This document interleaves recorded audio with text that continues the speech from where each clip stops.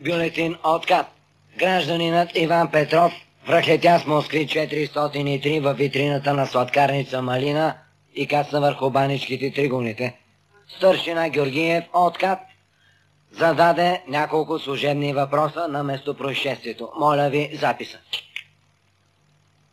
Гражданино, мога ли ви задам няколко служебни въпроса, които не са от вашата, обаче са от моята компетенция?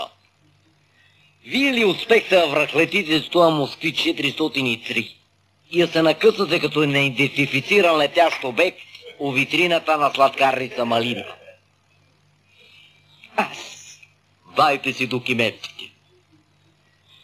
Другари старшина, намирам се в крайно душевно разстройство. Жена ми е болна, щупен крак, двоен апендикс, косопат, късогледство и ритната в челото от кон. Ваши ли са документите? Мои са. Дайте си колата. Не мога да я дам. Документите да ви дам. А тъй, ваша ли е колата? Моя. Дайте си тогава документите. Другари старшина, нали ви казах, дъщеря ми 3 седмици не се е прибирала вкъщи. Връчиха ми заповед за уволнение. Загубих портмоне с 300 лева и ми откраднаха трикрилен гардероб, другари старшина. Ваша ли е колата? Моя. Бе, дайте си документите, бе. Другари старшина, произхождам от бедно инженерно семейство. Още от малък съм закърмен с прогресивните идеи на нашето време, а на една акция за вторични суровини сам принесох пернишка печка 80 кг. Ваша ли е колата, бе? Моя. Дайте си документите. Другари старшина, защо не вземете документите на архитекта, построил тая сладкарница? Бунака му с бунак. Да беше дигнал малко по-високо витрината, никога нямаше да се нахакам в сърдини, банички и прочее. Ваша ли е колата? Моя. Бе, дайте си документите, бе. Другари старшина, стига с тия документи. Вижте човека. Човек. Това звучи гордо, другари старшина. Никъде не е писано документ, това звучи гордо. Гражданино, ваша ли е колата, бе? Моя. Другари старшина, омръзнахте ми с едни и същи въпроси. Сега пак ще ме питате, ваша ли е колата? Моя. Ми дайте си документите тогава. Нати ги, нати и палката, бе. Деби и шапката, бе. В този момент възрастен пенсионер пресече на 20 метра дясно от пешеходната пътека неправилно и старшината го върна. Я бе, пенсио, я ела тука. Къде си ръгнал? Моля, Не те викам да ми се молиш. Кажи, къде си тръгнал?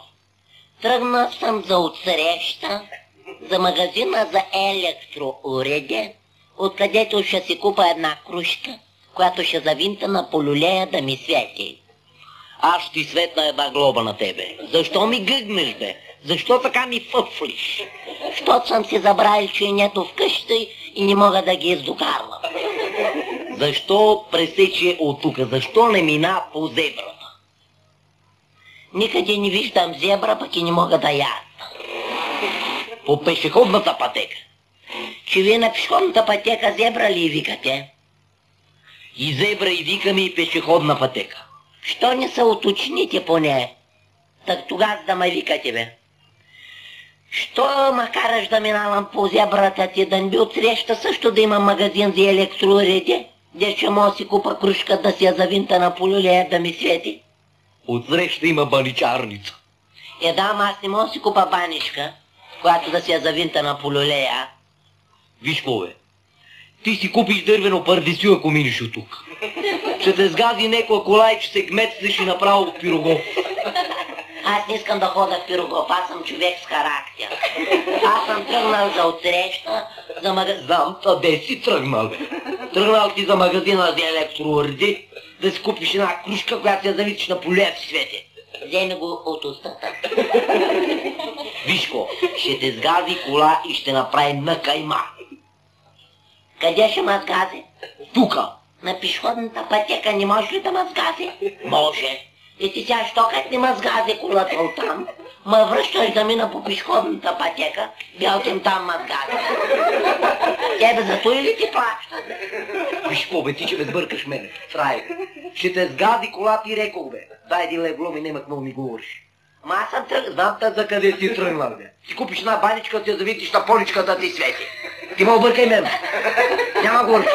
Няма да говориш, дай 1 лев. За 1 лев ли ме нахортува толкова с празни приказки? На ти 5 лева, като ги свършиш, се обади пак и докато минавам, не ме спирай. В този момент старшината припадна.